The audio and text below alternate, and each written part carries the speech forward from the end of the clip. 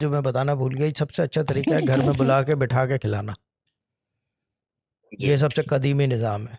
دیکھو درباروں میں بادشاہوں کے یہ وہ گھر میں بلا کے اپنے دربار میں بٹھا کے کھلاتے تھے.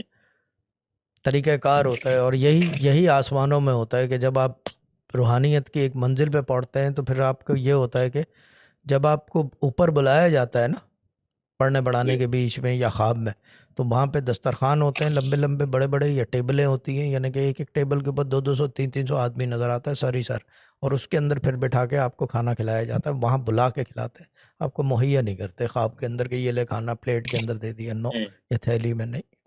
تھیلی میں تو میرے ابا کہتے تھے ڈس رسپیکٹفل ہوتا ہے، اچھا نہیں ہوتا دینا کھانا.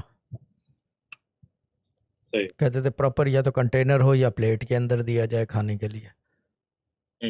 لیکن یہ کھلانے والا رواج سب سے اچھا ہے.